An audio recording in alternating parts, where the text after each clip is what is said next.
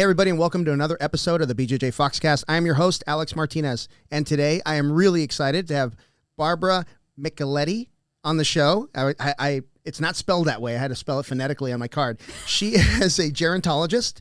She's a consultant, a speaker, and the founder of Interrupting Aging, right? And you're on interruptingaging.com. Correct. And Barbara, welcome to the show. Thank you for having me. Yeah, my pleasure. My pleasure. And we also have the lovely Aimee Martinez on the show. Hello, everyone. So let's kick it off with my first question when I looked at your Instagram was like, what in the world is a gerontologist? Gerontologist? Gerontologist. Gerontologist. It's a great question, and I get asked that all the time. And here's the thing. It's not that well known of a subject or a subject matter.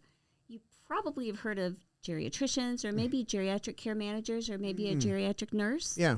So geriatrics is the medical side of the aging process. So gerontologists we're the study of the aging process. We focus on the middle-aged, older, and elderly adults. Gotcha. Geriatricians, but we don't focus on just the medical part. That's where geriatricians come in. So they go through regular medical school, and then they take additional classes and courses on the diseases, the chronic diseases of an aging body. Got it. And that's where their difference. But you can be a gerontologist and a geriatrician combined. I've seen those as well.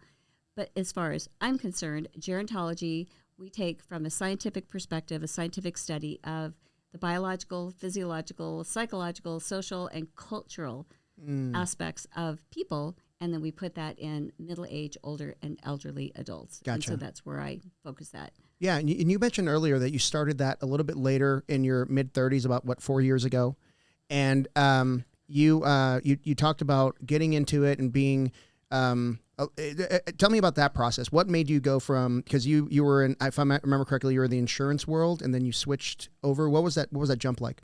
Actually, it started off back when I was not in the insurance world. I was actually starting college for the first time. So the story goes is I was a single mom for a long time with a high school education, and I was civil service Air Force. And so I worked for the government, and I was in my 20s. And my last job in my 20s for the Air Force civil service was JAG, which is Judge Advocate General, right? It's lawyers working for the government. They were the ones that really encouraged me. Here I am, this high school, person, single mom and all that, legal clerk and assistant secretary, things like that. And they were saying, why aren't you in college? Why don't you go to college? I don't know. Well, why don't you go to college? You do really well. You probably make a really good lawyer. I mean, they were giving me increasing responsibilities. So after 3 years, it kind of finally sunk in, like, I think I should go. I'm going to go to college. I'm going to do it right. Yeah. So what I did was go for the next 7 years. So I quit a perfectly good job back in when Chris was all of this big, my daughter. We can talk about her later. Yeah. And I went into school. I decided I'm going to go into college and I'm going to do this right. So I initially was going to actually go into marketing, and then I changed that, as we all do. I was in my late 20s at that point. So when I finished up as I was finishing up my 4-year undergraduate degree, I knew I was going to go into graduate school. I thought I was going to become a psychologist. Okay. Just regular, plain old, psychologist and all that. My undergraduate professors said, there's this emerging field called gerontology, and you kind of like older people, you probably would do really well in that field. And I said, well, I have no idea about it, but let me look into it.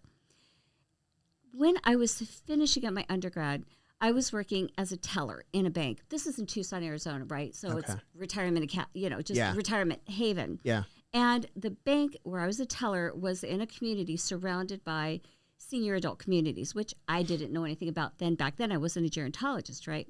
So one of my clients that would come in all the time, her name was Betty. And I loved Betty. She was just fantastic. She's in her mid-70s. She's always had a smile.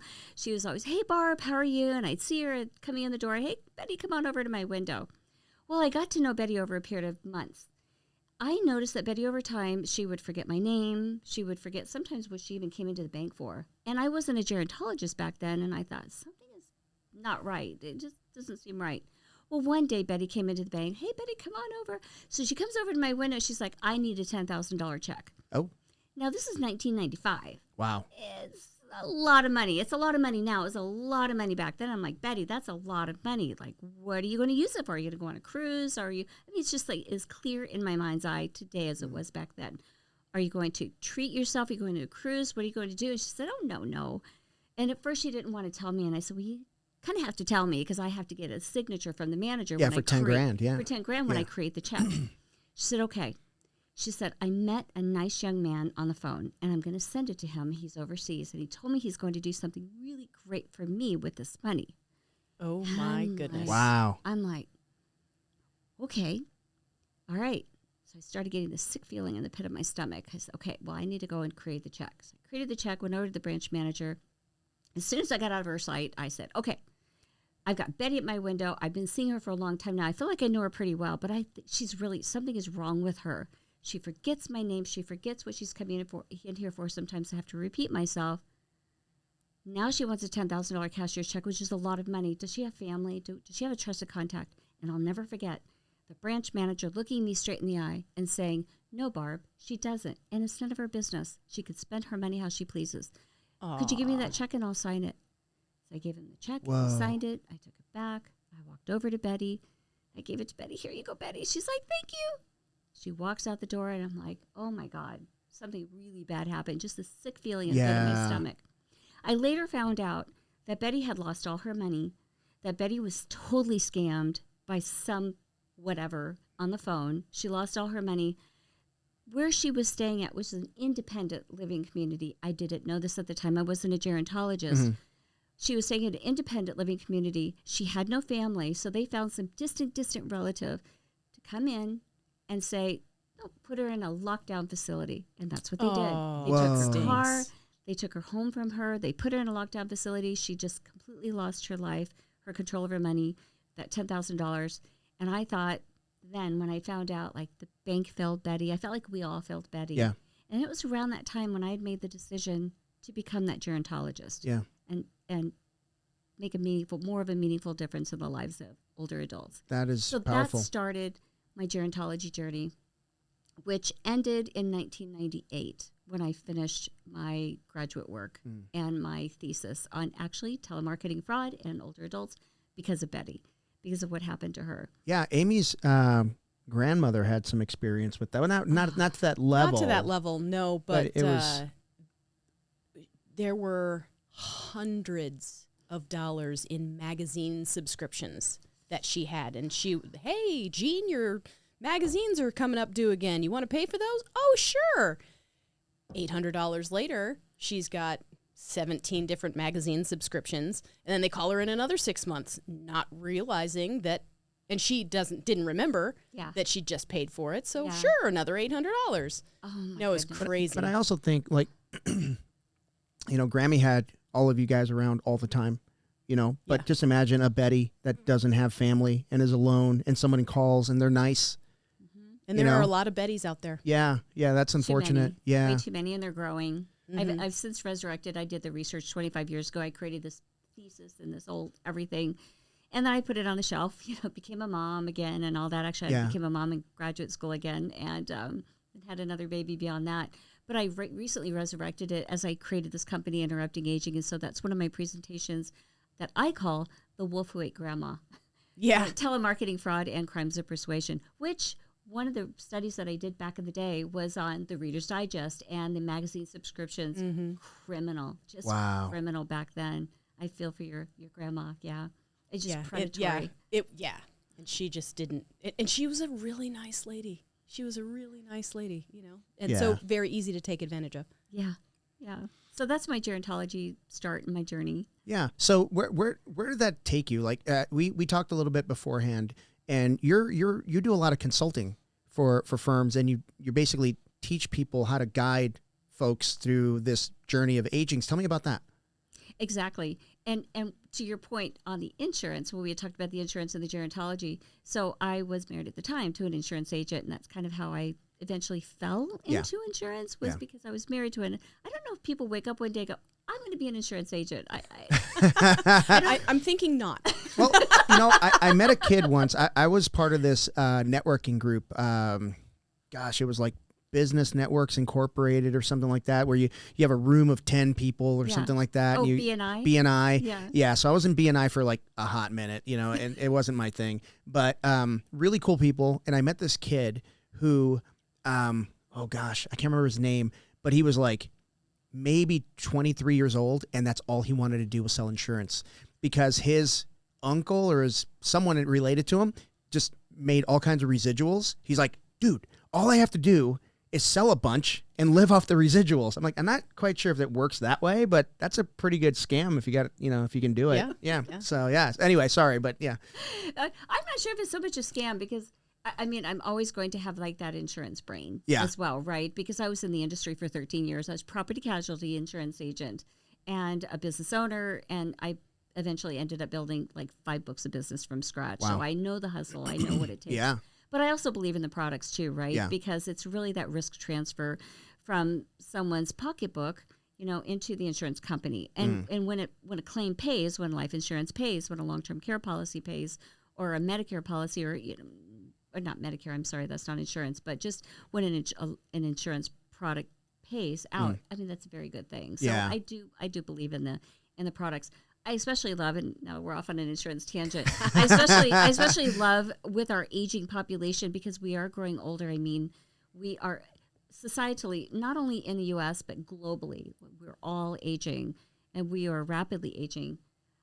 We have the insurance companies are creating these hybrid products, which I really like because they're recognizing that we're not dying at 65 anymore and they're not stopping like life insurance at 65. They're increasing them to age 85 and even 90. Yeah. And I really love that because it's reflecting the longevity that we have. Yeah. But getting into the insurance, I was, married at the time to an insurance agent and I kind of got into that insurance industry of, I think I would like to become an insurance agent. So it was during those years, these 13 years while I was an insurance agent.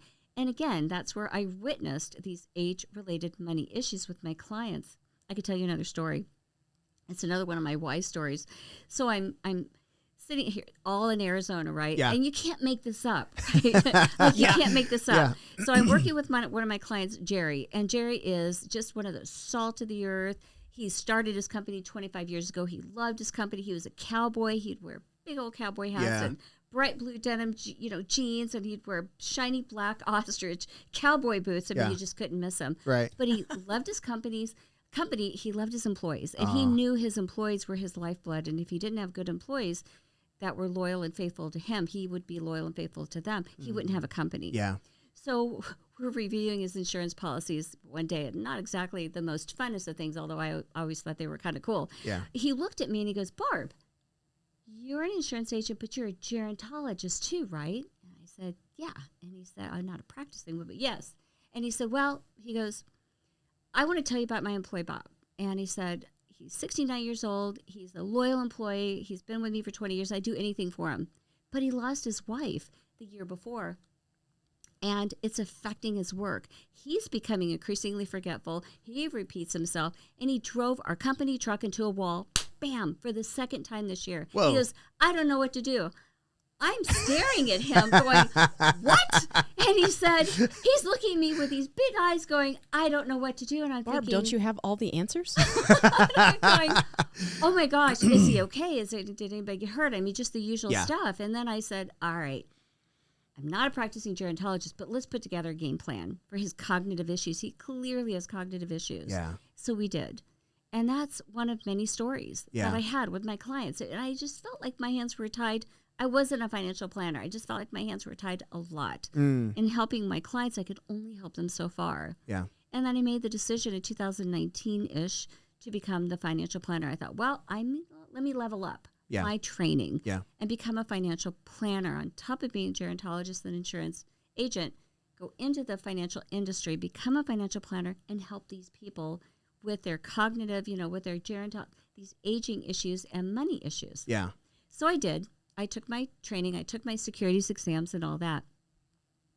And I'm going through one of what I call, it's the Financial Planning Association externship program. And actually, this was back in 2021. And I loved going through that program, actually. It was a lot of fun. And they've since invited me back as the aging expert on the program. Oh, neat. But I took it back in 2021, intent on becoming a financial planner. Yeah. Well, I'm one of 1,000 externs. It's all virtual like this. All these financial professionals, certified financial professionals, people with credentials out to here, alphabet soup behind their name, that type of a thing. So we learned about risk management, we learned about debt, we learned about portfolio creation, all the things, estate planning. I'm asking all the age-related questions. Well, what happens if you're married and your spouse becomes demented? Where's that money going to come from? Are you going to age in place? I'm asking all these age-related issues. And some of the people that I would ask, they would say, not quite sure. We haven't really thought about that. And I'm like, well, what if you're a caregiver? Do you have that conversation with your client? It's like $338 billion in unpaid care is given on just caregiving, and that's unpaid care. So I'm asking these questions, all age-related, because that's where my gerontology brain goes. And I didn't hear the answers that I really wanted to hear. So I thought to myself, well, maybe I should, instead of being one-to-one with my clients, maybe I could be one-to-many. And I can help financial and insurance professionals, help them build their books of business and make them more successful by teaching them how to ask these age-related questions, because we are all going through our aging process. Right. Before we're born, we're aging in our mother's womb, and then we're born, and then we're all going through our aging process. But to have those, those difficult sometimes conversations, how do you want to die? Do you have your estate plan in order? What if your spouse becomes demented? What if you become a caregiver? What if you're frauded? What do these things look like, and how can you mitigate? Yeah. Oh, something for women. I mean, I'm a big advocate for women, like our hormones, and when we go through menopause, or for men, societal expectations of men, and just all the things that men go through, or aging couples. We all have different ways that we age, depending on if we're single, our gender, our culture, if we're in a relationship, or if we're in an LGBTQA+ relationship. So we have so many different dynamics. And so I just didn't hear the things that I wanted to hear. And I thought, well, it's time to pull the trigger and become a consultant. And that's so what got me from insurance into being a gerontologist consultant in this industry. Wow. That's so really cool. That's really cool. And so necessary. Yeah. I mean, when we were talking for 10 seconds and I was like, ooh, I got to sell my home. I got to get the hell out of here while I still can. We are not selling the house. Live on the bottom floor. Yeah, that's it. Yeah. That's not happening. But one thing I left out of your intro, or the bio in the intro, is you're also a jiu-jitsu practitioner. And we talked about that a little bit. And well, first I want to know how you found jiu-jitsu and why it means that much to you, because it sounds like it means a lot to you. Tell me about that. It does. It really does. And it's funny because my daughter is married to a global champion, as you know him, Gustavo Dantes. Yeah. And what was so funny about how they connected, I mean, you got to understand my daughter, she literally had no athletic bone in her body. Growing up, Carissa, she really... You're not listening. She's not listening. Mom's talking shit. Mom's talking shit. You settle this on the mats. She didn't. She's beautiful. She's brilliant. She's bright. But she wasn't the one that was in gymnastics, and she wasn't the one that was on a softball team, and she didn't do those things. Now, I'll give her credit. She did Taekwondo for like 6 months when she was 9. Yeah. She broke a board. Done. That was her thing. That's it. And I'm out. That's all you need. That was it. Yeah. And she was done. And so now her, connecting with Gustavo, now they're married. I'm like, well, that's interesting. Yeah, But they connected on. They were both speaking, a part of the National Speakers Bureau and National Speakers Association. That's how they met. So in 2020, what happened in 2020? COVID. Yeah. The world shut down. The world shut down, exactly. Grappling, touching, it's this whole thing. Everything shut down. So here's the story. So I was telling you guys offline here. So here's the story. I had contemplated doing jiu-jitsu when I first learned about it. I'm like, what the hell are they doing? They're wrestling. No, it's grappling. Okay, well, I've not ever done anything like that. Like, that's such a contact sport. So I contemplated it, and I think I had a little bit of either ageism or genderism, sexism in my brain. Go, well, can I do that? I'm a woman. I'm getting a little older. Like, should I be doing that? And so I just had always kind of like tossed it around in my brain. So in 2020, when COVID hit, Carissa called me up one day out of the blue, and I kid you not, she called me up one day. She's like, Mom, so COVID, we had to shut down the academy. It's touching COVID, no touchy, all that. Close quarters, right? Close quarters. Gustavo needs to show his techniques to his students online. He needs to keep in front of his students. So she says he's been doing that, but he needed a body. And so he asked me to help him. She said, and I kind of like it. And she'd always thought that was his thing. Like she does her thing. Gotcha. He does, that's his thing. Yeah. That's his bag. That's his deal. And then all of a sudden it became personal to her. She's like, well, I kind of like this. And then she called me up and she goes, Mom, here's the thing. So Gustavo is having me do this, and I kind of like it, and I think you would like it too, and I think it would be really good for you. She's literally telling me this. I think it'd be really good for you, and I like it, and I think you're going to like it, and I'm going to train, and I really want you to train with me. Oh, cool. Okay, so will you train with me? And I was like, okay. Sure. Wow. Sure. Of course, honey. You know, That sounds like a great idea. Yeah. I know what I do and I'm getting myself into, but sure. And that's how it started back What in a supportive 2020. mom. Little did I know. Tell me about day one. Tell me about day one walking into that academy. I mean, obviously there's some comfort there because, like, you know, if you get hurt, you know the owner, you can take it out on him. But but seriously, like, you know, it's a whole new, you know, I always tell people, you know, you're in a new outfit, you're on a padded floor. It's sensory overload because there's so many different people and people sweat more than others. And tell me about your first experience with jiu-jitsu. It's crazy. I mean, it's everything that you just said. You're wearing this gi, this outfit, this you look like you're karate or something like that. You've got this belt on. You don't know what to expect where you're going out there. You know you're going to get touched, but you don't know like how closely. Right, exactly. You don't know you're going to get choked to where you can practically pass out and things like that. And then you're with for me, I was with my daughter, and she was learning it too. And then Gustavo, my son-in-law, is teaching it to us. It was total sensory overload. I'm listening, going, what did I get myself into? Like, you guys hurt each other.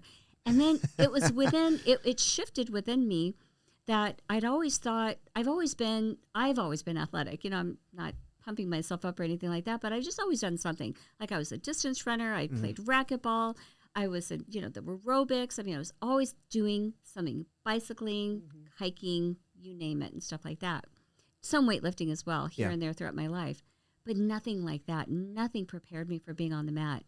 It was magical. It really was. Yeah. When I saw what I could do, and I saw what my body could do, and then I also saw the self-defense piece of it, because Gustavo is really good about teaching the practicality of jiu-jitsu. Here's how you can defend yourself. You're a woman. Here's what can happen. Here's what could happen. And here's how you can defend yourself. And that's what I learned over time. So you learn how to work your body in the sense of what your body is capable of. Yeah. But you also gain, as a woman, and I can imagine guys would feel this too to a certain level, that you feel more capable, that you can be, you're more confident, you feel like you could defend yourself a little bit more, and as you gain those skills, it's that aspect of it, but it's also transformative on your body. Yeah. I mean, it's incredible. The strength you get, the agility, the flexibility, and then the community is it's off the charts, right? Everybody is so kind and so helpful. And I tell people this all the time in my capacity as a consultant. It's not like you go in on day one and get smashed by a 20-year-old spazzy guy, right? It's not like that. They don't, for the most part, academies are very aware and sensitive of your age, of your gender, of your athleticism or lack thereof. Yeah. That you really take that into account. And I know you do. I've seen that time and time again at different academies. I know you do that at your academy. You take all these things into consideration and go, okay, we're going to go at your comfort level, but we want to push you outside of that comfort level in baby steps as much as you can take, because that's really where the real growth happens. Yeah. And for me, it was really touching another person. I'm a germaphobe. I don't like touching. I really hate it. Germaphobe. Yeah. So I had to put myself in another place mentally so I could get through it, because I loved it. And you guys tell me what you think, because I think the feedback I get from a lot of men that start jiu-jitsu is that their protector type instincts or their hunter-gatherer instinct takes over, and they want to dominate, and then they realize they can't. And they feel so inept, and that gets them to show up again. They're like, I can't believe how unprepared I am. You know what I mean? Even at big athletic, CrossFitters or whatever, they all tell me the same thing. Like, day one was so humbling. And do you guys go through something like that as well, or is there something different for day one? What makes you guys come back? You did. Yeah, I made you come back. Yeah. Well, as you're if I have married. control, as if I have any control. Thank you for giving me that delusion for 2 seconds. How did you? Because I know that was really something for me to work through with the guys, because guys are so much stronger too, and to temper that. How did you, when you first started training? Well, I remember my first class. I was introduced to Eddie, who was a purple belt at the time, and I mean, it was only an hour class, but Eddie, okay, we're gonna practice close guard, and so like I was just had my legs wrapped around his waist for what felt like 4 hours, but it was only one. And then I literally never saw him again. Yeah, Eddie moved away. Until last year. He still exists. He's a cool dude. Eddie Morrow. Yeah. Black belt now. Yeah. Shout out, Eddie. And I was like, this is freaking weird. I mean, it was fun. And I don't remember much. Yeah. After that until, and that was in like June of 14. And I remember then I competed at Paul Nava's in the Dan tournament. I think it was the second annual. And I'm like 6 months in. And I'm like, okay, let's do this tournament. But I really can't speak intelligently about those 6 months because I don't really remember. I just showed up and trained. Okay.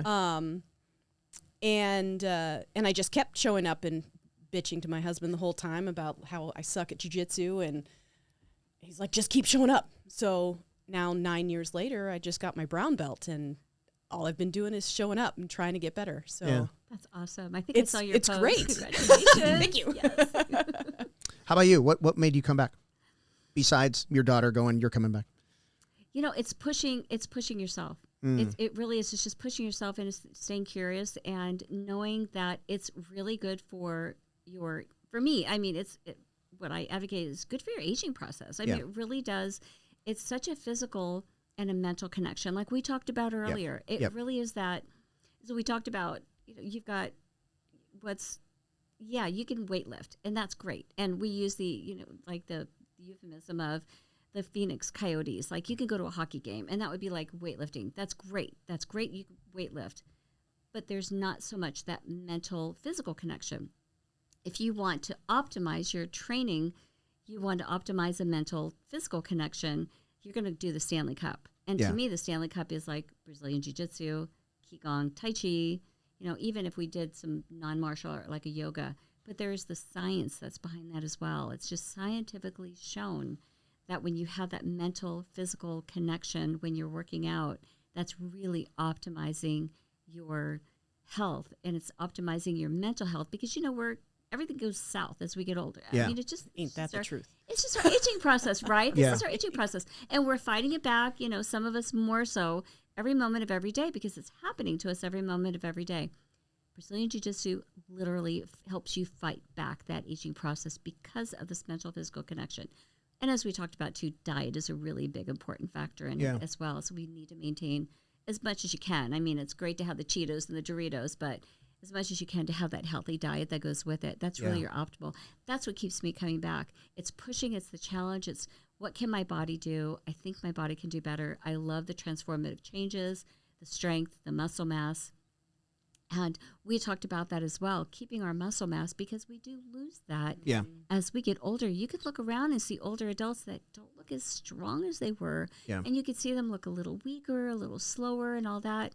Well, in the scientific world, we call that sarcopenia, which is loss of muscle mass. It's all it is, just a fancy Latin word for loss of muscle mass. Well, we don't want that to happen, because when you do lose your muscle mass, you lose your ability to maintain your balance. Balance is really important. Tremendously important. And we keep that in our jiu-jitsu, right? Like, we have the balance.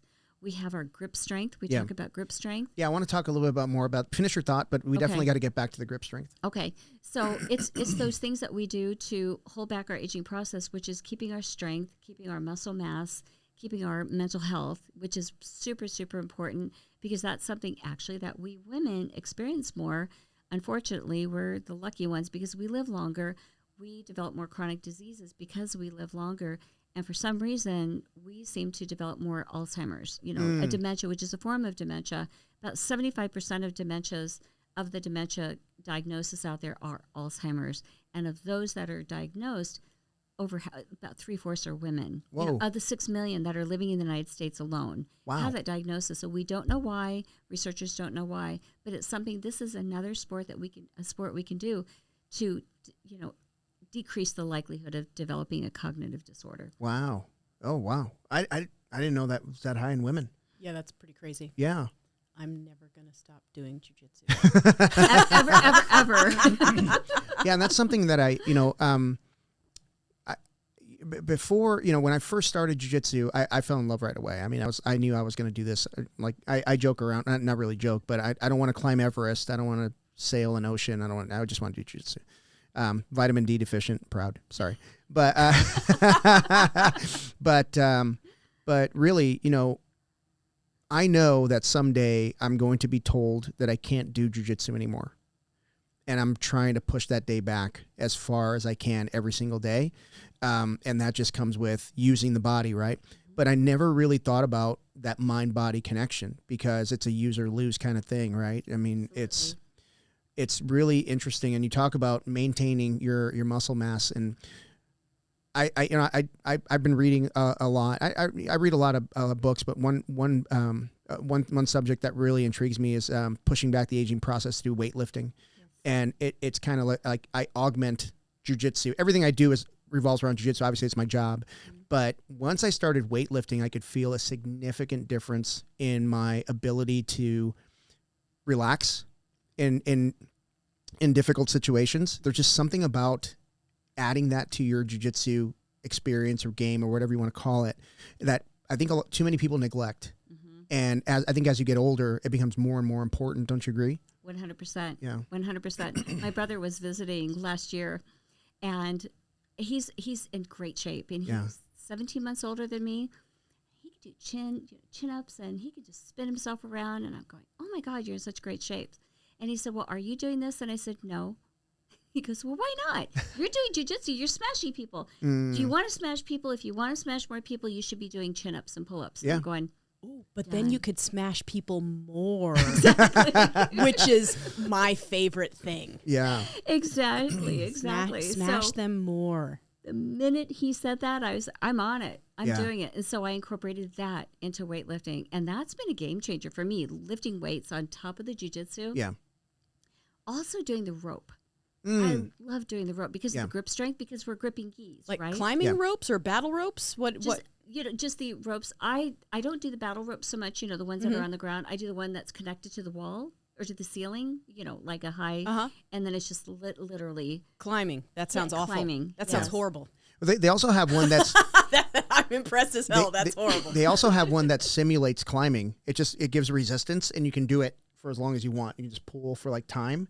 It's like on almost like on a pulley. I've seen those. I've seen those. And that's what I use. That's what you use. Oh, That's okay. really good. And I turn on a music. I turn on a song, and I will literally just push myself Through the whole song? through the whole song on number 5+++. Like I don't give myself any credit because I feel like if I'm gonna get smashed on the ground, like I'm literally just going. I'm just literally maxing out my heart rate, but my grip strength, like I can open water bottles. That's like nobody's business. Bam. Yeah. And that's one thing that as gerontologists, as we get into this aging process and aging world, we talked about this earlier, grip strength. So there's two indicators of frailty. So frailty, what is frailty? Frailty is a combination. It's like a bucket. It's like a bucket. So if you imagine an empty bucket, and if you were to define frailty, you put in these different things of frailty, like loss of muscle mass, diminished cognitive capacity, loss of grip strength, things like that. Loss of balance, your balance is bad, you're falling, things like that. Here in the United States, we don't really have a good definition of frailty. They still keep kind of arguing a little bit about it. European countries do a much better job. Like they say, here you go, here's our frailty definition. Mm-hmm.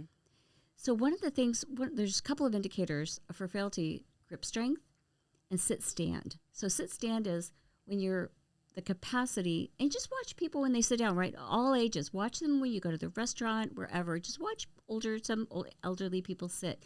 They sit very gingerly, right? They're sitting kind of slow, and then they kind of get up, and they're really slow like that, right? So sit strength is a big indicator for frailty. The other one is grip strength. And so there's a machine out there that from the gerontology perspective, that measures your grip strength. And so in jiu-jitsu, we really work on our grip strength. That's why I love ropes, right? Yeah. It's because it works on my grip strength. And also doing chin-ups. I just sometimes, is it called dead man hang or? Dead hang. Dead hang. Yeah. Dead hang. So sometimes I'll do that too. And I haven't put a gi on there yet. Some of the guys recommend, hey, hang a gi up there, right? And then hang from the gi. And I haven't done that yet. But those just, again, you're working on your grip. So if you think about it from an aging perspective, that's how you're slowing down, Alex, your ability to push off into a way future date, stopping training. Yeah. Because you're pushing your body to be able to continue to do these things. Yeah. And your body's going to continue to respond because our body is just this miraculous, just ever adapting, and we can continue to grow it. And here's the thing that people don't think about either is our cognitive capacity. It's not all south, right? It's not. No, it's not. It's really not, right? So the thing is, It doesn't have to be anyway, but you have to exercise it the same way you would exercise your muscles. Exactly, which is exactly. where you're going. Exactly, you know exactly where I'm going. Yeah. Exactly. It doesn't have to be like that. A lot of people think it is like that. Oh, I'm just diminished. It's bound to happen. No, that's your ageism. Actually, you're just listening to society say that you're too old. You can continue to work on your brain, and you can continue to have better memory as you grow older. But you have to work it, and you have to work it harder, and harder, like we do in jiu-jitsu. That's the beauty of jiu-jitsu. We're cognitively working on top of physically working, and that's the beauty of the connection of the two. I love that. Problem solving physically. Yeah. Always. Yeah. And going back to what we talked about, that pushing that day back where we can't do it anymore. I think all of us that started training pre-Pandy, we really, I believe that it was a really good wake-up call for all of us because we were all told that we can't train anymore. Yeah, and we were like, no. But we were told. Like we were all told you're not allowed to train anymore. For how long? I don't know. Yeah, that does, and that that did terrible things for our brains. Actually, we were like, well, I don't know what to do now. We have more time to drink. Yeah, that was basically it. Yeah, yeah, that's basically it. We sat in the backyard and we drank, and then we heard about some underground open mats, and we're like, okay, our lives are saved. We can, but yeah, I mean that was it. When you talk about like the end of a jiu-jitsu career, so to speak, that was a pretty good taste. That's a scary thing. And it was awful. It was awful. That's a scary thing. I mean, we and this was before we had our academy, so we were at Nava's 5-6 days a week. Yeah. And that's, multiple times a day. Right, and that's just what we did, and then boom, the world is shut down. You can't do train jiu-jitsu. anymore. Yeah, and all our friends are jiu-jitsu friends, so we can't see our friends. Yeah. It was horrible. Yeah. I shouldn't say that. Train? I shouldn't say that. The friends that we see daily are jiu-jitsu friends, right? We have other friends that don't do jiu-jitsu. Not many. But I mean, they're still dear friends, but we can't see our friends anymore. We can't train jiu-jitsu anymore. And man, if that doesn't scare you into lifting weights, into taking care of your body, into that mind-body connection, I don't know what will. I mean, I'm sorry. That's probably the worst thing that's happened to me in a long time. Yeah. Yeah. It was terrible. It was a game changer. Yeah. I mean, it was a world changer. It really was. What did that do to, you being an expert in your field? What did that do to people's aging processes, not being able to see their families, not being able to leave their communities where, I mean, probably they're assisted living or not, right? What did that do to those people? Oh, it was heartbreaking. It was horrible. When it first started to come down, and I was in the financial services industry, and the office where I worked at never closed, so we always went in. I think we all just had not a devil may care attitude, but we took really good care. We kind of kept a distance a bit from each other. I'm of the philosophy of like, look, I'm a gerontologist. Like, we could die. I could become demented tonight. Like I could have a heart attack and die. Whatever. I mean, you get hit by a bus. Like, you never know when your end is going to happen. You just don't know. So I always kind of took that attitude and everything, and I guess the other people in the office did too. The thing is what happened were a lot of bad things, because when you shut off from the people that were in the independent, the assisted, and in the skilled nursing facility and in the lockdown memory care, they couldn't see them, they couldn't touch them. So you took that human touch away, and I think that was more devastating. I know it was, because the research is out now, and it's in spades how bad that was. And we're very social creatures. We're very social. You're absolutely spot on. We're very social creatures. We need that social connection. Absolutely. And financial fraud increased dramatically. I'm sure. Because people were home, they were on their phone, they were on their computer, they were lonely, they were isolated, they were depressed. I mean, it was just all the things. It was that bad. So yes, from a gerontologist, it literally broke my heart. I literally knew it was going to be really bad stuff. And it was. Yeah. Yeah. I'm so glad that we're out of that. We're not necessarily back to where we were. We're in a new normal. Yeah. Right? And we're probably still discovering all of the total negative impact that those 2 years of year of shutdown and reopen and, that whole mess. Like, we don't even know what the long-term effects of that I like to call it the 2 years of greater good.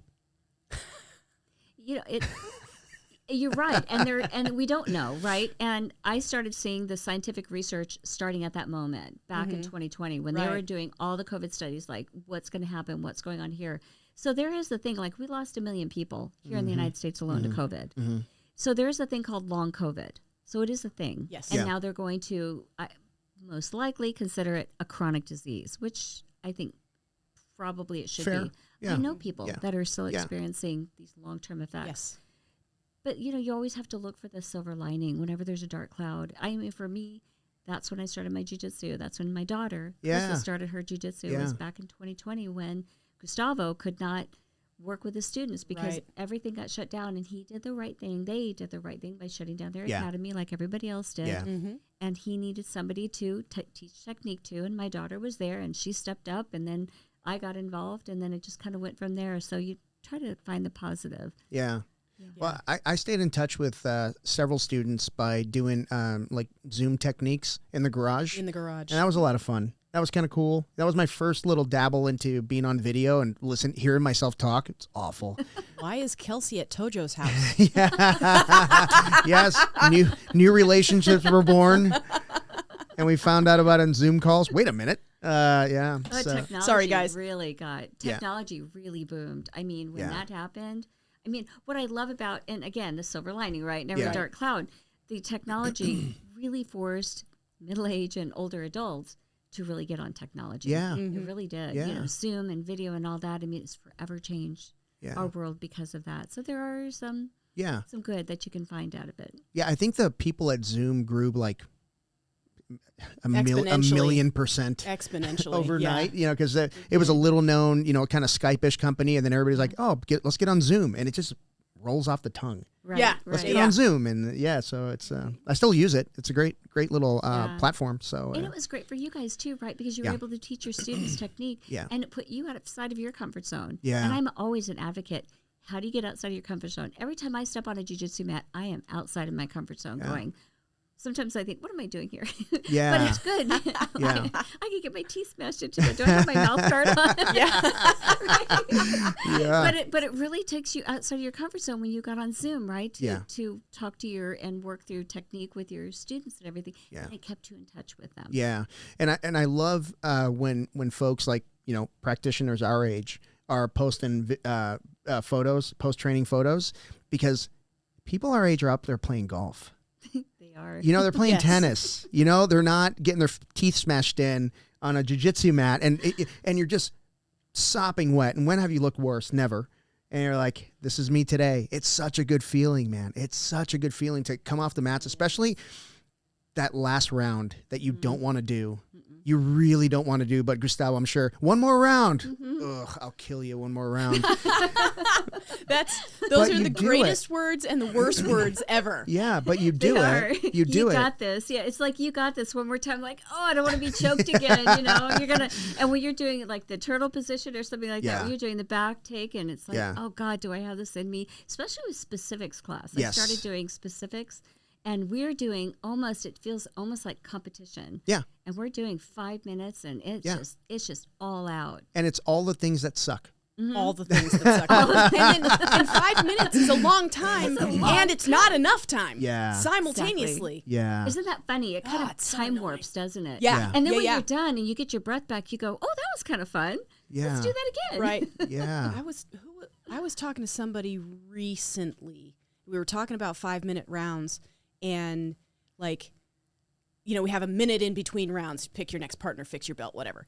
And we were talking about, oh no, I need to take a rest round. Yeah. And then they were like 10 seconds into their rest round. Oh, I'm good now. Yeah. But now everybody's taking. Dang it. Yeah. That's when you look across the room and there's a 300-pounder looking back. You're like, No. All right, let's do this. okay, this is gonna suck. But we are a unique industry. It's almost like a service industry, right? We're selling a service. But there is a lot of, I don't know, maybe you can speak to this because I can't. There's a lot of science behind physical touch, right? Being able to hug somebody, hold somebody. Your body just does something naturally. And that's why you feel so amazing at the end of a hard training session. Can you talk about that a little bit? Because I don't know if I can really put it into words what it does for me, but I know like when I see somebody new walk into the academy, I know there's a 90% chance they're going to come back because this is just amazing. Unless there's something wrong with them. Just saying. Squishy snuggles are the best snuggles. Yeah. Can you guys speak to that? I don't know if there's like real science behind that. I'm sure there is. There probably is. Yeah. I'd love to hear your take on it. Oh, well. That's my take. Squishy snuggles are the best snuggles. Yeah. I was never a hugger before jiu-jitsu. I was never like goodbye hug, hello hug. I wasn't. Yeah. Yeah. Very much stiff arm, handshake. Peace. Yeah. Really, until jiu-jitsu, that's kind of was my thing. Hey, Yeah. see you later. But what about your take? What do you think? I haven't really thought about that much from the physical touch. I mean, we are human social beings. Like we do like that physical touch. It was for me to equate it like a loving physical touch with somebody who wants to like kill me, or something like that, or really physically hurt me. That was interesting. I forever see differently now. Like the underhook. Like, yes. Yeah. The underhook. If somebody's got my, if anybody saw me, I'm like, Slide, dang it, they got my underhook. And it's a friend, and I'm going, dang it. Who doesn't even do jiu-jitsu, right? They don't even know what they did. I'm like, dang it, I gave up the underhook. Pummel. Exactly. Just pummel. Exactly. Or if they've got my neck or do. something, and I'm like, it's like, oh, dang, they got my neck. They're my friends, and they don't know what I'm thinking, or if it's a date or whatever, and I'm going, dang, he's got the underhook, or dang, he's got this, and, can I get out of those situations? It's kind of funny. So you think about touch differently in that sense. But as far as, I don't know. I really haven't thought about it from, yes, touching is important, right? We're a social being and all that. I feel that it's, gosh, however you put it, I think it's just that. I don't want to overthink it. Yeah. Squishy snuggles are the best snuggles. snuggles. Yeah. And it's different to be when you're grappling with guys versus grappling with women. It's just really different. That's for sure. That is for sure. It's just the strength, the feeling and the strength is just so different. But it's just. Plus, women are cooler. Yeah, I agree. Sorry. I agree. Hey, we die faster, so we're kind of cool. I mean, if that's the race you want to win, okay. No, but let me ask you guys another question. Tell me your thought process when you're gonna you haven't competed yet, but you said you were going to. I so did. on Committed. Was that off camera? Because we got to put that on camera. It's on camera now. But she committed to competing.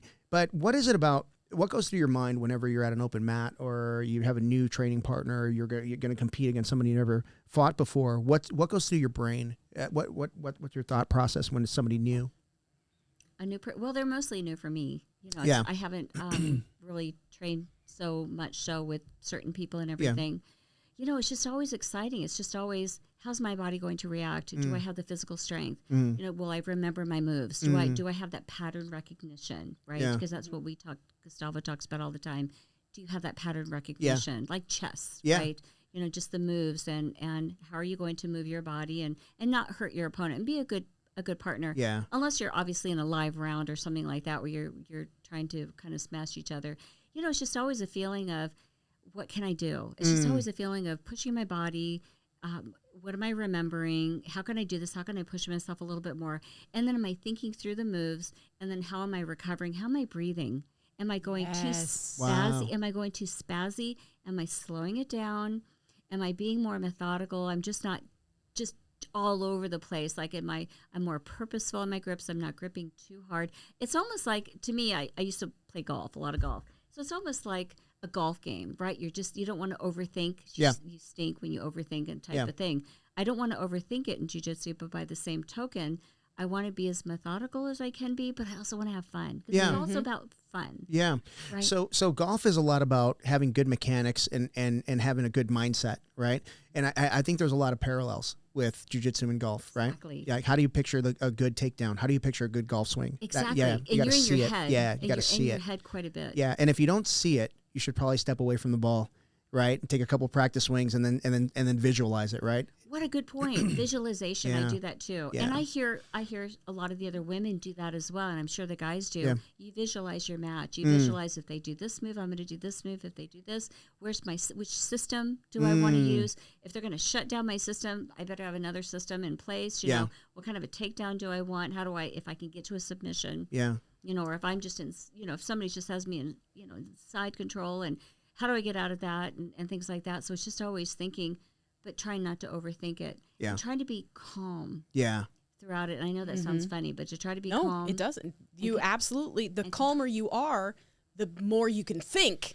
So then Yeah. you can do the thing that you're trying to do. Yeah, Exactly. and visualization for me works different ways. So if I feel like I'm in a very good focused mindset, I'm thinking, okay, I'm gonna go. First thing I'm gonna do is this, and then when he does that, this is what's gonna happen, and then I'm gonna come up on a single. I'm gonna get the single, and then I'm gonna be on top. As soon as I get on top, he's got to pummel his legs to the inside, so I'm gonna hop over. And these are the things that I process. But there's times when I'm just not on my game, and I know exactly when that happens. If I'm in the bullpen and I can hear people talking, I know I'm not in the zone. I'm not focused.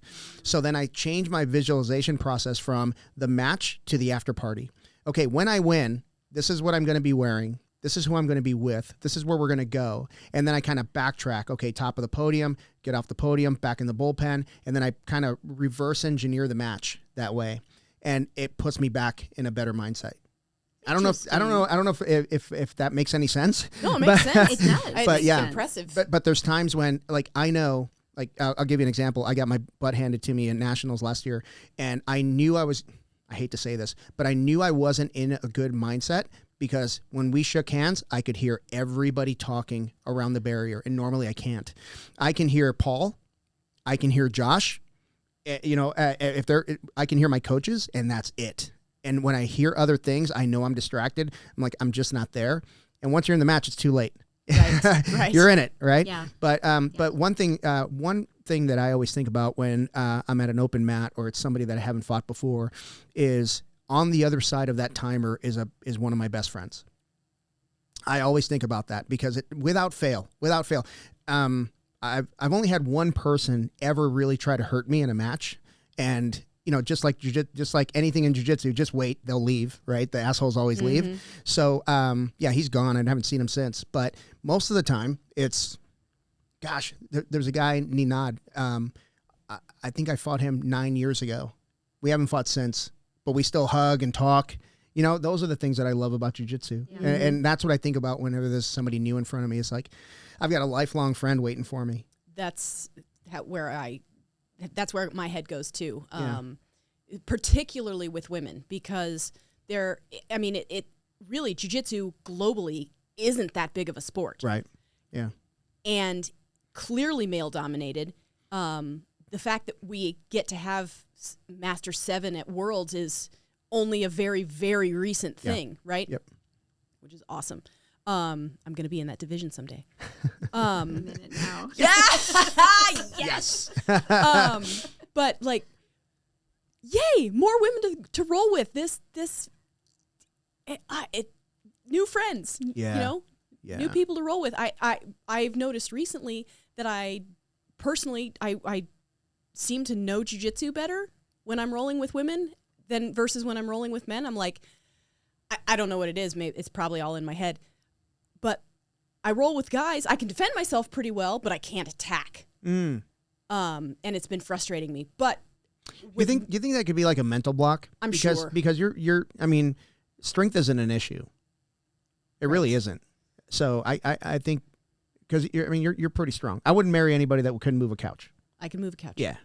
I mean, I don't want to, but I can. But I think some of it might be mental, right? I Probably.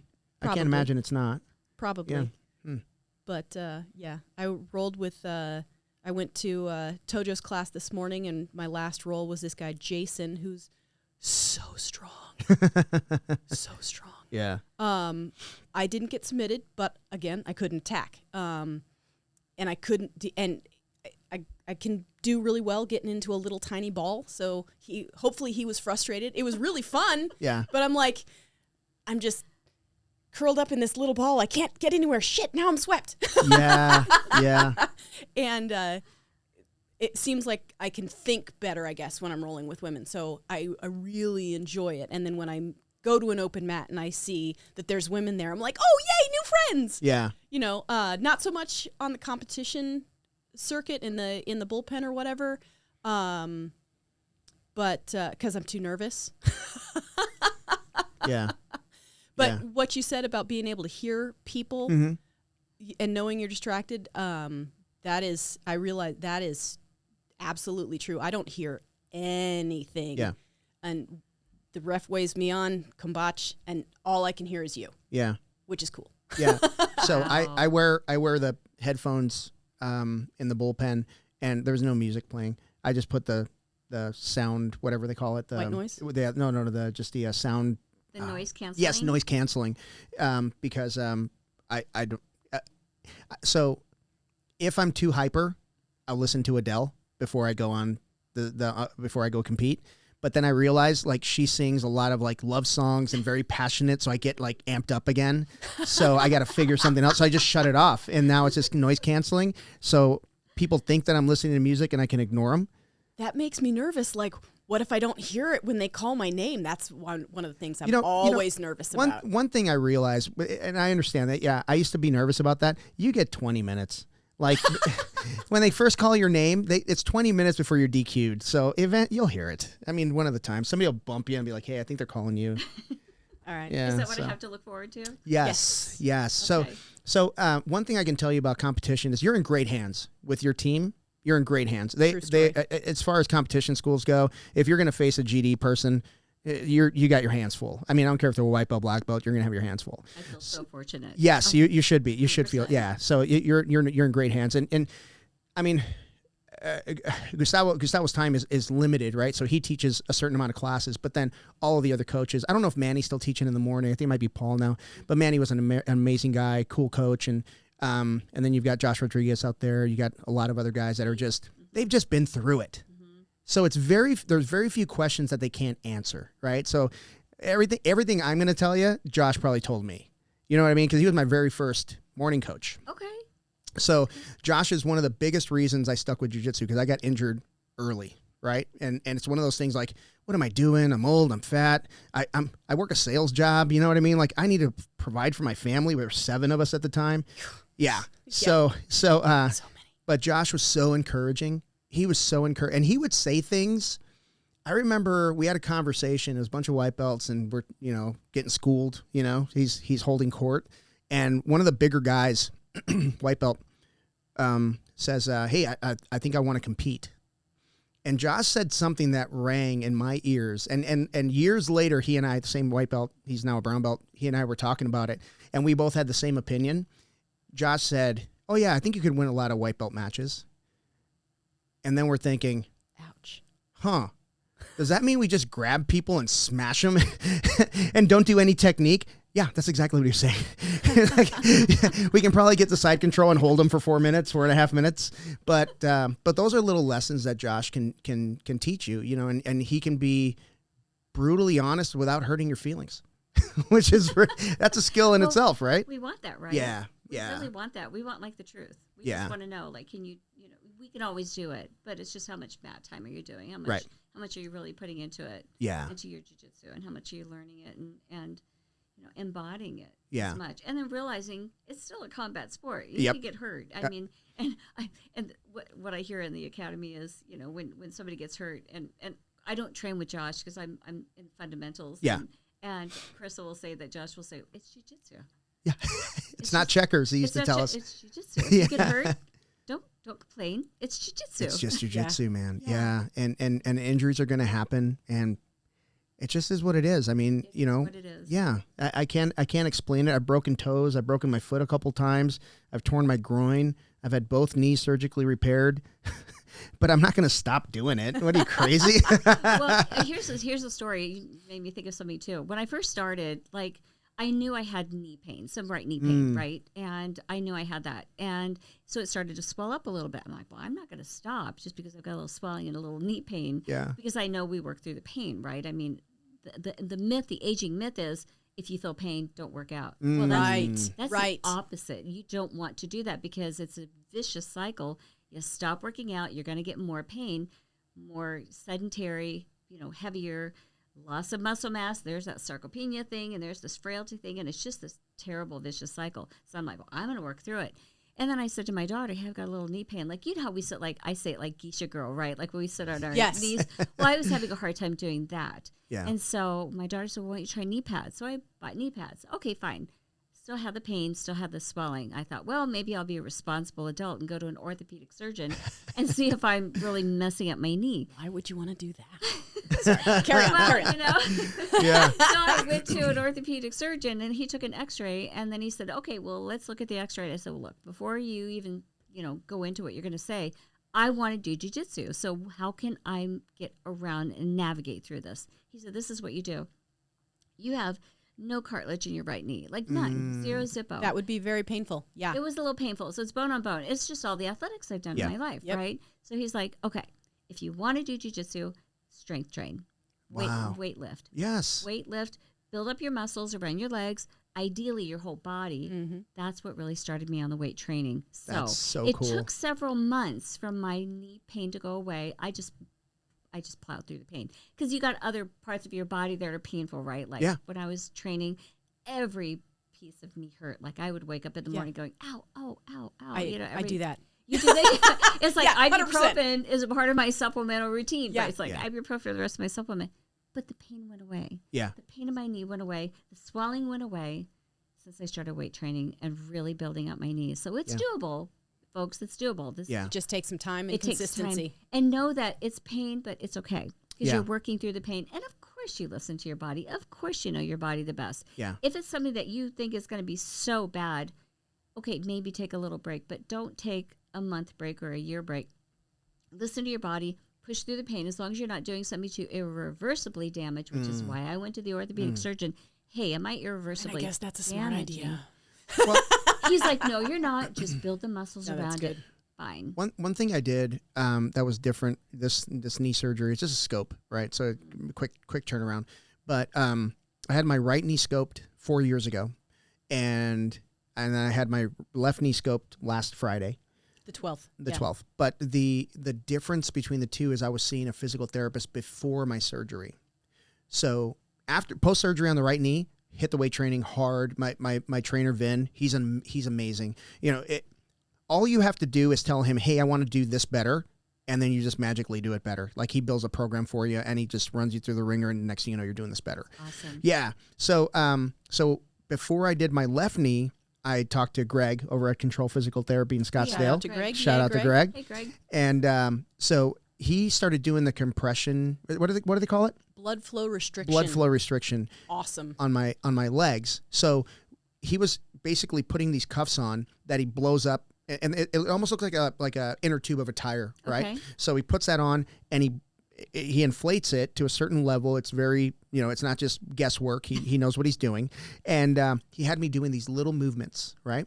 And it was hard work. It didn't hurt, but it was like, just imagine a really hard set of weightlifting, right? But it's just like subtle movements, right? Just like little squats. And I really feel that the reason I have such good mobility in my left knee now, post-surgery, is because I saw him pre-surgery. And that's something that we neglect in our lives. Like, we don't see a dentist until we're like, oh, I'm dying, right? We don't see a PT. Yeah, we don't see a PT until, we land on that shoulder or whatever, where that PT can probably help you, structurally keep that shoulder healthy before the impact, right? And when the impact happens, you can absorb it a little bit easier. So, yeah, weight training is huge. I think physical therapy should be something that we're all doing, at least once a week, at least learning how to. Yeah, absolutely. Yeah, train our bodies. And I think one thing that I know I neglect is mobility work too, which is going to help with the balance, help with the strengthening of the muscles and the joints. Yeah. Through end range of motion too, which is tremendously important. Yeah. It does. And my brother got me on the, how do you pronounce it? The BOSU? Bosu. Bosu. Yep. So he got me on the Bosu ball. And so that's where I do a lot of my leg work. Yeah. Is on the Bosu Yeah. ball. And I'm doing it while balancing. Nice. Yeah. Mm-hmm. And then now I've incorporated a lot of heavy weight Yep. with it because I had to build baby steps. Yeah. Like Absolutely. I could barely do 5 Yeah. squats on that thing before I was shaking. And my brother was just like, boop, boop, boop, boop. He's doing 20. I'm going, oh my gosh, he's doing so much. And it took me a long time, baby steps, to get to where I can go now. It took months.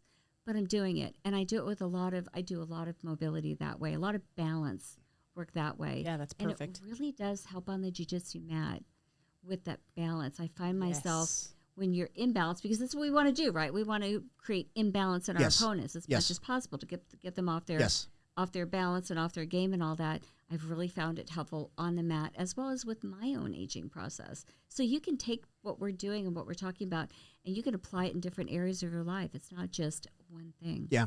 Yeah. I love that you said that, because if you look at, people ask me, people ask all the time, like, how do I get better? Right? That's a big question. I still ask, how do I get better? But if you want to be good at jiu-jitsu, work on your guard game. I back up. I would say get physically fit first. Like, work on your physical fitness, clean up your diet, work on your guard game. And there's a guy, Steve. Oh gosh, Steve starts with an M. Trains over at Grey Wolf, does their mobility stuff. Oh God, I'm so sorry, Steve. I love you, buddy. But Steve is so mobile that his guard is ridiculous. Like, as soon as you think you're past, there's another leg. It's like an octopus. But that's because his hips are so mobile and his legs, his core is so strong and his hips are so mobile. It's damn near impossible to pass that guard. And if you could, and I say that because mobility is important. And I think if you're doing some kind of yoga and building your hip strength, you're going to be really tough. And those are things that you don't think about, right? You think if you want to get good at jiu-jitsu, do more jiu-jitsu. True. However, if your body's out of balance, if you lack mobility, if you lack the required flexibility, I'm not going to say flexible because I'm not, but there's a required flexibility to it. You're jiu-jitsu flexible, though. Well, people can bend me certain ways, yeah. But can you be stacked? I can be stacked. I have a really unique ability to like get my head turned so that my butt goes this way and then I end up turtled up. I don't know how I do it. I get stacked and I tap. Yeah. Oh, yeah. Yeah. Shout out to Greg again, who helped me with my neck a lot in the past year. Yeah. But, do you do anything? Do you do any needle therapy, PRP, anything like that? Stem cell, anything like that? I don't. Okay. Yeah, okay. no, I don't. I'm really fortunate. Like, my body can take a lot of, a lot of pain and all that. Yeah. It's just, genetics and all that, and diet and exercise and genetics and such. But no, I don't. I haven't done any of that stuff. Okay. But when I'm doing my weightlifting, I really push myself. Yeah. And then on the mat, I try to push, especially specifics and everything. But I look for those opportunities to push myself. Yeah. But I don't do any of those PRPs or anything like that. I guess knock on wood. Yeah. Not quite yet. Yeah, I started doing them a few years ago. I had my neck done, both shoulders, both knees. Was it helpful? Just amazing. last year. It's amazing. Yeah. And it's really weird because like there's a placebo effect that happens immediately. We're like, oh my gosh, this is amazing. It's not amazing. It's not that amazing. It's a couple of months later where I would wake up and I'm laying on my shoulder and I'm like, oh, I slept on my shoulder all night. Holy crap. And that's, because that's where the real healing happened. But man, my neck feels so much better. My shoulder feels so much better. And it's a guy I see, Restore Health AZ, Neil Morris. Mm-hmm. He's fantastic. Yeah, he's fantastic. He takes really good care of me. You know how they give you that little silhouette, circle where it hurts. Basically anything that bent, circling like knees, wrist, elbows. Circle the whole body. Yeah, The whole body. Because it does. It does. does. Yeah. I want to ask you a little bit about recovery. What do you do for recovery? Because you push yourself pretty hard. We all push ourselves pretty hard. We're not 25 anymore, right? Alas. So recovery's tough. Way far from It's that. got to be super Martyrdom. active, I would imagine, your recovery. It is. And I'm a part of, shout out to the Gerontological Society of America. I'm a member there, and we started there's special interest groups within this organization. And it's an older organization. They've been around for like 80 years or something like that. But we started a group called the Fitness, Exercise, and Wellness, which is really interesting that there wasn't a group like that before we started it last year. Yeah. So Only last year you started that only group. last year we started that group. So it's all these academics and little old me. So these folks that are the academics, the researchers, the ones that are actually conducting the research, or there's one that's retired from there and everything, but we're all very active, and we work on our physicality and all that. They really do the research on the recovery. So I listen to them. They're the experts, right? Because they are there. They're compiling the data. They're analyzing the data, and they're saying, you need to post-stretch. You need to pre-stretch. You need to post-stretch, because we are older. Yeah. And we're not recovering as quickly as we can. Yeah. And there are certain things that you can do to recover. So I really focus, because of them, shout out to all you guys, I do a lot of stretching before, and I really focus on stretching afterward. And then I focus on stretching when I'm even not stretching, when I'm not actively stretching. Yeah. I'm at home and I'm just, I'll stretch, or I'm driving in my car and I'll do a stretch. So I really focus on that. And really it's all about drinking a lot of water. It's really about getting a good night's sleep. I mean, even Tom Brady with his TB12 or something like that, he talks about all these hours of sleep. I mean, it's really important to have that. Our body needs that recovery, but it's listening to your body, but our body does respond. And the more you work out, the better and easier it gets. I mean, for the first year solid, I was sore all the time. Yeah. Every day I was sore. It was like ibuprofen every day. Now it's like, oh, I'm pretty sore, but I wake up and go, oh, not too bad. Yeah. I just got stacked and smashed yesterday and all that, and I was getting choked and all that, and Carissa got a really good choke on me the other day, and I was like, dang. But I can recover from that. But it is that active recovery. So I do work on that. And then also from a mental perspective too, I make sure I'm breathing, always breathing. Yeah. I think about my breathing. I try not to ever let it get out of control. To Gustavo's point, he talks about that too. Always focus on your breathing. Don't overbreathe. Don't allow yourself to hyperventilate or something. Control your breathing, control your actions and all that. Super helpful in the recovery. Yeah. I haven't gotten to the yoga part yet, because I've just got so many other things that I'm doing and all that. So I got to do my own fit it yoga. all in, It right? is. Yeah. It's like, oh, it's only 15 minutes a day. Yeah, but I'm doing 15 minutes of this and 15 minutes of that. Exactly. And I still have to do laundry, and I have to eat something, Yeah, and I'm running a company, and I'm creating this consulting business and all that. And and I haven't been on the mat as much as I could. And I dedicated to myself to competing this year. And so it's just it's all those things, but it's taking what you know and listening to your body, but you've got to push yourself. Yeah. But you have to actively rest as well, and actively when you get done training, to stretch, because we do need to do that, because that increases the likelihood of getting injured. We don't want to get injured. Right. Yeah, because injuries they're big setbacks at least at my age. It's a big setback. Oh, it's huge. Yeah. At my age, I mean, it's just a huge setback. And so we tap early. We say we tap early, tap often. And absolutely. I finally learned that, and I'll tap when I need to and all that. But also we respect it just goes back to being self-aware. Yeah. Be self-aware of yourself, of your aging, where you're at physically, and then just know that you can continue to push yourself. Yeah. You can always push yourself. You know what I find? I find that the blue belts that are my age are they're the ones that really, really drive me. I don't want to say drive me crazy, but they drive me a little crazy. But I would say that they're the ones that don't tap early enough. Because I don't know what it is. They're I don't know if they still feel they have something to prove. Black belts my age, they'll tap. What do we care, right? I mean, just okay. You extend my arm, you win, winner. You know why I got submitted? Because this stuff works. Yes, that's why. But I think the grapplers that started a little bit later, that are doing, that are the blue belt level. Purple belts not so much. I don't see that, but my blue belts, oh my gosh, and you know who I'm talking about. I'm not going to say his name out loud, Jim, but I love him, but I might kill him. I don't know, man. I love the guy, but like his arm will be fully extended. He's twisting. Jim, just tap, and I tap for him. I'm like, yeah, I'd let him go. So, oh my gosh. But you know, we have to realize, again, we are all going to be told we can't do this anymore. Let's push that date back as far as possible. And the easiest way to do that, you know, is to tap and live to fight another day, right? Absolutely. Yeah. Exactly. Yeah. But it's inspiring too, because when you look on like the Instagrams and stuff like that, you see 86-year-olds getting their belts. Yeah. It's just so inspiring to see that. Yeah. But I would love to see more women. And that's why Amen, sister. That's why I advocate what I do as a gerontologist consultant. I also talk actively about jiu-jitsu. I talk about it. I talk how I got into it, and that you're not going to get smashed, and you can just really slow down your aging process because of it. And I'd love to see more women come into the sport.